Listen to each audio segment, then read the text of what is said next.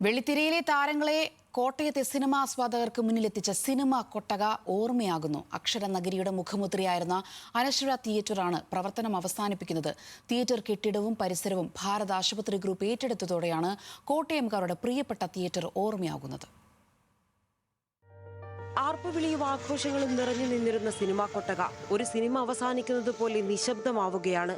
ഏറെ നാൾ അനശ്വര ഓർമ്മകൾ സമ്മാനിച്ച കോട്ടയംകാരുടെ രാജ്മഹലിൽ ഇനി മുതൽ സിനിമാ പ്രദർശനമുണ്ടാകില്ല.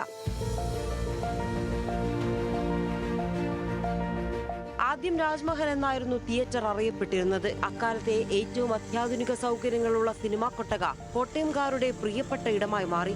നാഗർകോവിൽ നിന്നുള്ള കൽപ്പണിക്കാർ കരിങ്കല്ല് കൊണ്ട് നിർമ്മിച്ച ഭിത്തിയും ഈ തിയേറ്ററിന്റെ ഒരു പ്രത്യേകതയായിരുന്നു. പുതിയ മാനേജ്മെന്റിന്റെ കീഴിൽ നവീകരിച്ചതോടെ രാജ്മഹൽ എന്ന പേര് മാറി അനശ്വരയായി.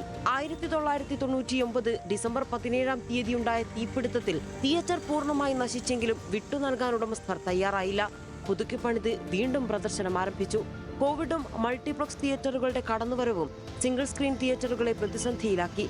ഇതോടെയാണ് മറ്റൊരു സംരംഭത്തിനായി സ്ഥലവും കെട്ടിടവും വിട്ടു നൽകാൻ ഉടമകൾ നിർബന്ധിതരായത്. കരാർ പൂർത്തിയായതോടെ പ്രൊജക്ടറും സ്ക്രീനും അടക്കം ഉപകരണങ്ങളെല്ലാം നീക്കം ചെയ്തു. വൈകാതെ കെട്ടിടം പുതിയ സംരംഭത്തിനായി കൈമാറും. ന്യൂസ് മലയാളം, കോട്ടയം.